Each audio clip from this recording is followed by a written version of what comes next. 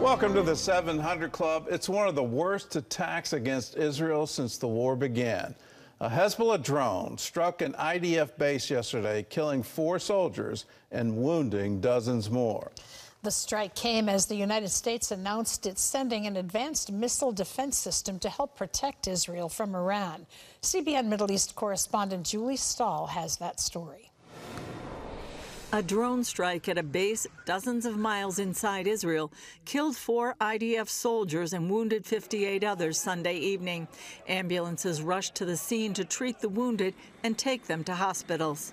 It was a difficult scene. The impact of the drone strike caused serious injuries due to the blast and shrapnel.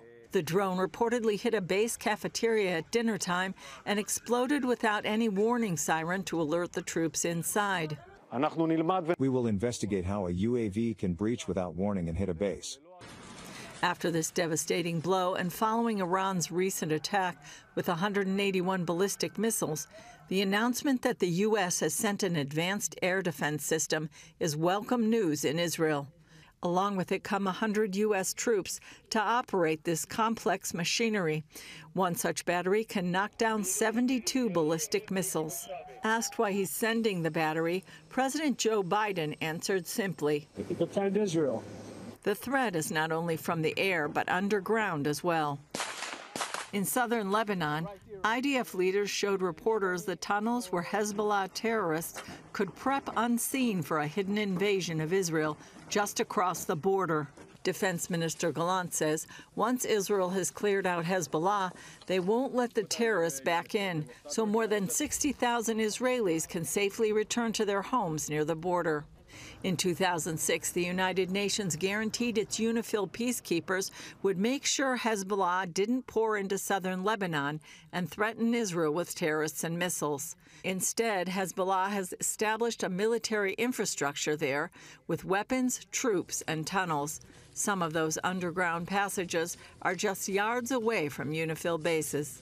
After Israeli strikes against Hezbollah targets wounded nearby UNIFIL peacekeepers, 40 nations that sent peacekeepers are complaining against Israel. Benjamin Netanyahu says their anger is misplaced. Instead of criticizing Israel, they should direct their criticism to Hezbollah, which uses UNIFIL as a human shield. And he has a message for the UN Secretary General: immediately get the UNIFIL forces out of harm's way. Julie Stahl, CBN News, Jerusalem. Well, UNIFIL has quite clearly failed in its mission, and its mission since 2006, create a buffer zone, a weapons-free zone, that no rockets would be there, no terrorists would be there, certainly no tunnels underneath into Israeli territory would be there. But here you have a tunnel right within, just a few hundred yards of a UN watchtower, and you go, well, why in the world would you want to stay there and be a human shield? It makes no sense at all. The ideology here is really deep, and I saw a report yesterday where Hamas, before October 7th, was taking water pipes. Now, here was the EU donating water pipes so that the people of Gaza would have fresh water. What did Hamas do with those pipes? They dug them up, they cut them into pieces, and then turned them into missiles so they could fire them on Israel. When you look at the staggering numbers that have gone into the West Bank and into the Gaza as, quote, humanitarian aid, it's $16 billion over the past 7 years. And it's just, it's mind-boggling that we would want to keep doing that, because clearly none of that went to the people. It all went into buying arms, trying to wipe Israel off the map. We should stop funding this genocide, attempted genocide against Israel. We need to stand with her. It's the only democracy in the region. It's the only place where you have freedoms. It's the only place in the Middle East where Christianity is thriving. It's all because it's a free and open society. These are our friends, and it's our closest ally, and we have to stand with them. In other news, the Middle East crisis is a major issue in the upcoming presidential election. John Jessup has more on that story from our CBN News Bureau in Washington. John? Gordon, with just over 3 weeks to go before Election Day, voters and world leaders alike want to know just how the presidential hopefuls will deal with a region on the brink of war. CBN Chief Political Analyst David Brody reports. Donald Trump and Kamala Harris are polar opposites in many ways, although it appears they agree on which country poses the greatest threat. Which foreign country do you consider to be our greatest adversary? I think there's an obvious one in mind, which is Iran. Iran has American blood on their hands, okay? And that's likely where the common ground will end. In dealing with Iran, a Harris administration would be expected to follow the path of President Biden. Critics say that means easing up on sanctions and supporting an updated nuclear deal, something Trump abruptly exited as president. Iran was broke under Donald Trump. Now Iran has $300 billion because they took off all the sanctions that I had. Brent Sadler is with the Heritage Foundation. Kamala Harris and the Biden-Harris White House the last 3.5, almost 4 years, their approach has been, if they can get a deal with Iran, everything else is possible. Trump, on the other hand, is from a position of strength, then meaningful negotiations are possible. As for Israel, Trump has been clear that a two-state solution is not possible. Harris, however, has stated she will push for it around the clock.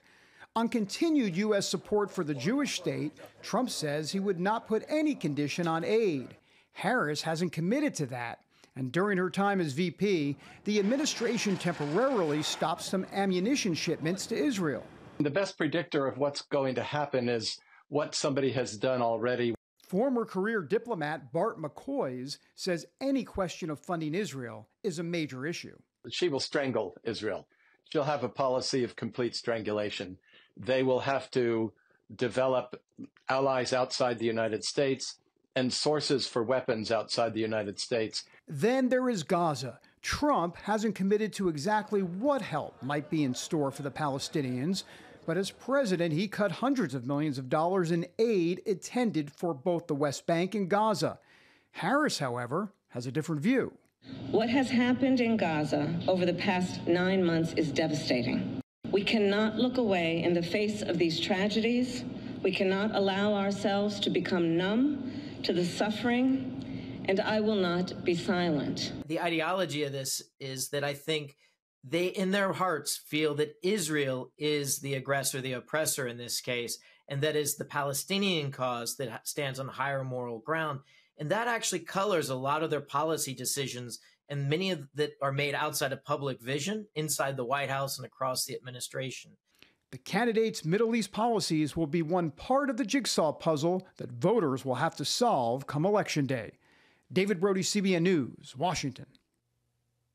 All right, thank you, David. Well, in Southern California, a sheriff says his deputies probably stopped a third assassination attempt against former President Trump, saying they arrested a Nevada man with a shotgun, a loaded handgun, and several fake passports Saturday night at a security checkpoint outside Trump's rally.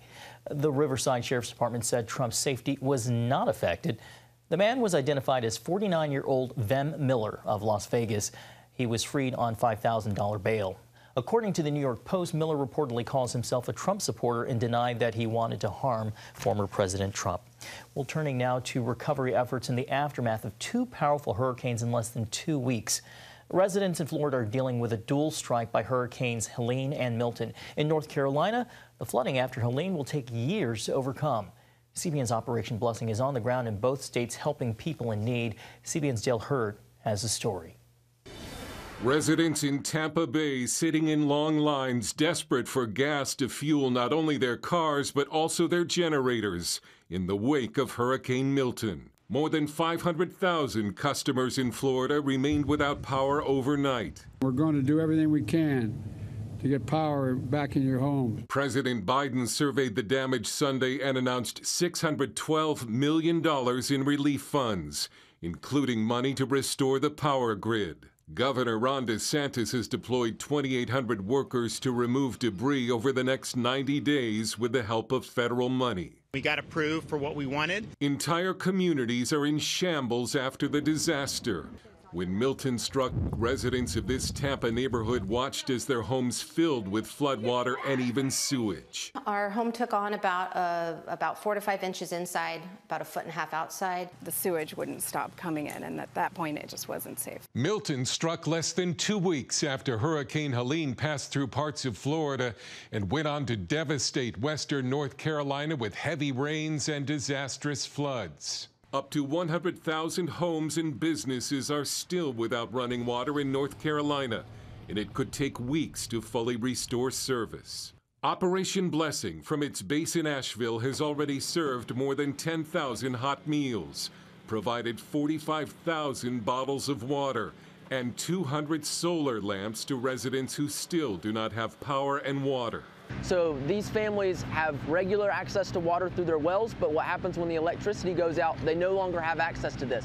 So many are still in need and will continue to be in need for the coming days and weeks. Helping North Carolina residents like Julian Moore. We live up Highway number 9, about 6 or 8 miles from Chimney Rock, and all hell broke loose, basically.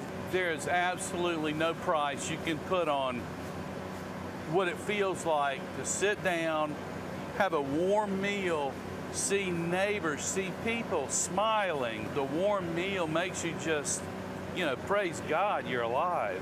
In Florida, the first Operation Blessing relief loads have arrived at Oasis Church in Bradenton.